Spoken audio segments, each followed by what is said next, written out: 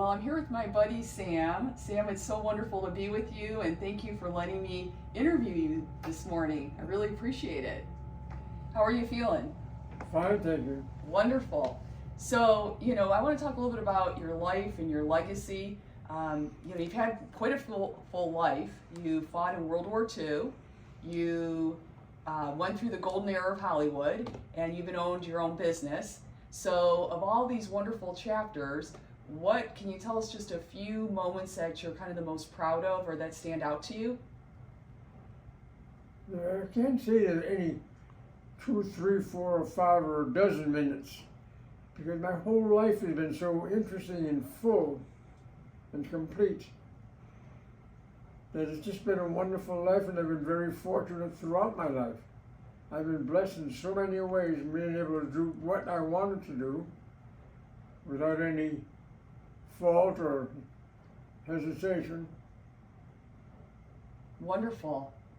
A wonderful life you've had indeed. Yes. So let me ask you, you've mentioned to me that you were the youngest B-29 fighter pilot in World War II, correct? Uh-huh. So how... A bomber pilot, I'm a fighter pilot. Okay, and how old were you at that I time? was 21 at that time. Wow. So just to give some comparison, how old was the average B-29 pilot at that time? Well, they were all in their mid-30s. So a considerable difference, right? Yes, considerable difference. So what would you say that allowed you physically, but not only physically, mentally, to prepare for such a role as that? My background in my math and my schooling, and my experiences. Okay, that makes sense. And I want to thank you for serving our country. Thank you so much, Sam. My pleasure. Just glad I made it back to them. And I have to say, I want to thank all of our military men and women who are serving around the world right now. Yeah. Yes, definitely want to thank them. So I also know a secret about you, that you are an amazing singer. I've had the privilege of hearing you sing, and I even went to a performance you did last week at your tender age of 102, and you had a standing ovation. Thank you. And you're such a lightness and a love, and your voice is so full of joy. Where does that joy come from at 101? From the heart. From the heart, and from that guy upstairs that allows me to. I always say that I open my mouth and he's the one that's doing the singing. Beautiful, beautiful. And I can attest to the fact that you have an incredible, beautiful heart. Thank And you. I know you've sang your heart out, literally, over the decades. And I think that's what you shared with me, some of how your connections were made with the legends of Hollywood back in the 50s and 60s. Is that Yes. correct? Uh-huh. So can you tell us a few stories, some of the people maybe you've met through your singing, some of these Hollywood legends? Oh God, Frank Sinatra, Phil Harris, Alice Ray, Mr. Hugo, Red Skelton. Wow. Any particular stories of one of those that maybe just stand out, or how you met them? Any interesting thing you want to share about that? No, not really, because in those days, that's what built Palm Springs. They would come here and it felt like it was a village, not the modernistic center of the world. It was a village. And people recognized them and didn't bug them, would run after them, say, "Oh, may I have your autograph?"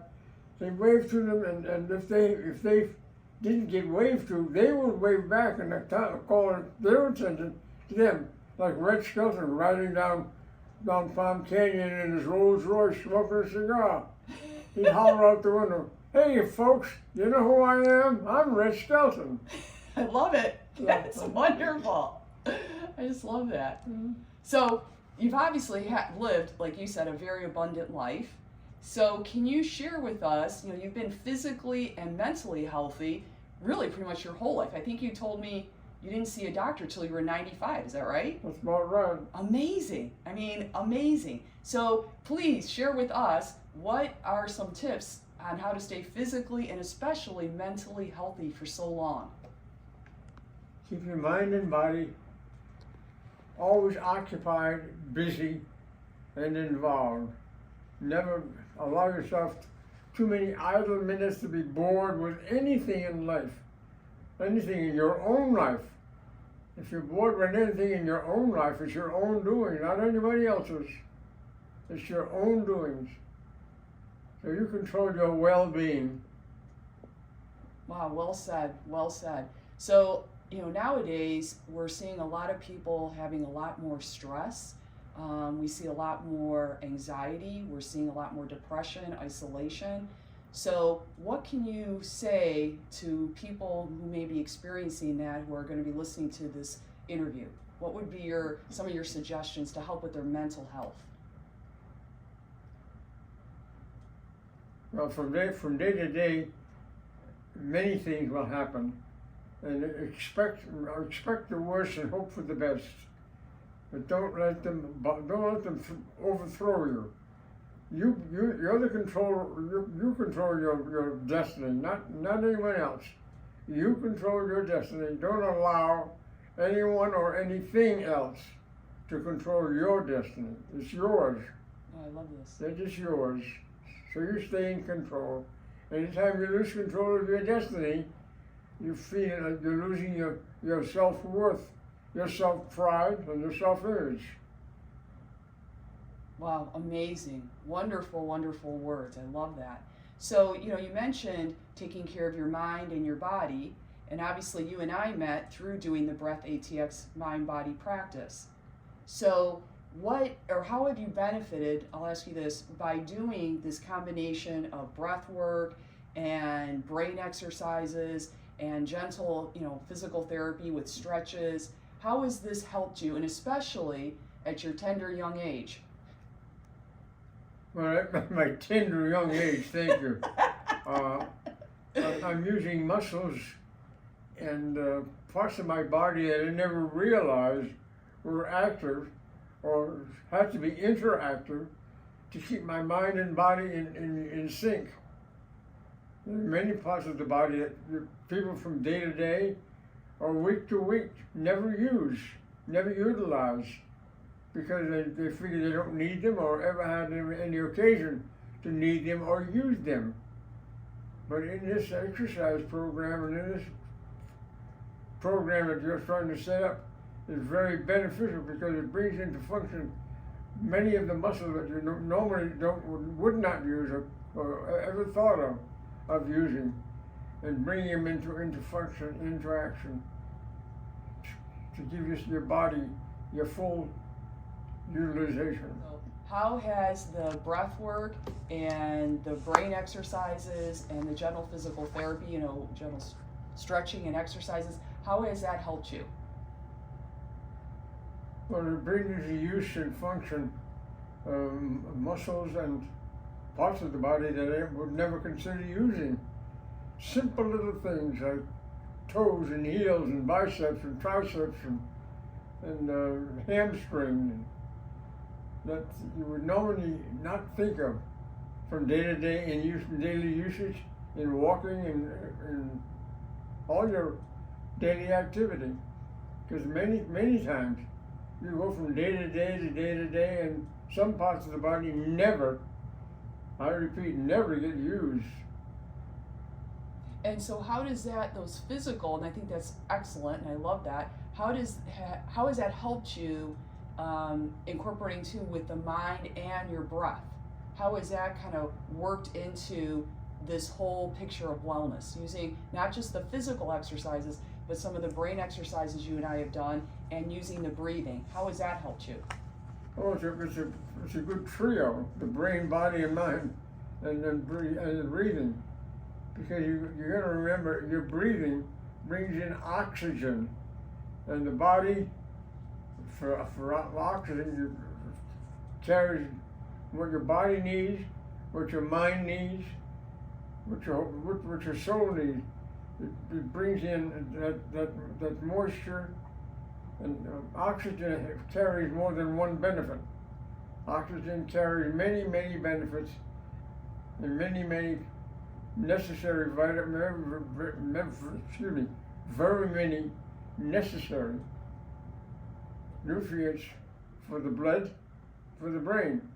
And anytime you don't get enough oxygen in your blood, you're not going to get the oxygen to your brain. And how can you function without your brain? Wow, I couldn't have said it better myself, Sam. Wonderful. So I want to, before we end this interview, I'm wondering if you wouldn't mind sharing your voice with all of us. If you wouldn't mind singing maybe one of your favorite tunes, so we all can enjoy and hear this beautiful voice that's being powered by your breath. Don't mean to put you on the spot, but I'm going to. Oh. Would you mind singing a little bit for us? Well, that's the thing that the way I feel every morning when I get up, because every day is a new day. Every day is a present. They call it the present because it is a present. From that guy upstairs, lest we forget it, he's so good to us. Wonderful. So every morning I always feel like, oh, what a beautiful morning. Oh, what a beautiful day. I've got a wonderful feeling. Everything's going my way. Oh, what a beautiful day. Wow, amazing, amazing. You are not worthy. I'm not worthy. Oh, Amazing. Wow. Sam, you are an absolute just delight. You are a treasure. I am so grateful that our paths have crossed. Thank you so much for, doing this interview, for sharing your wisdom, especially about the mind-body practice, because we both know, that's kind of a newer area. People get the physical part, but the connection with the mind and your spirit and your breath, working it all together, blending it all together is so important for your whole health. Don't you agree? Yes, it is. Absolutely essential, right? So, Yes, yes. so I want to thank you again for allowing me to be here, to speak to you, and thank you for just being the amazing person you are. My pleasure. Just glad that I'm able to. And I'm going to put down my clipboard, and can I give you a big hug? Oh, yes. All right, I'm going to give you a hug. No, I've got to stand up for that. I must stand up for that.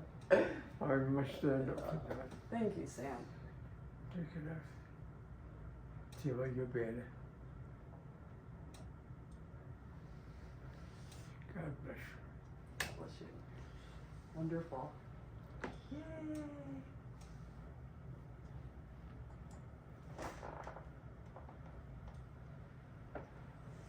Okay.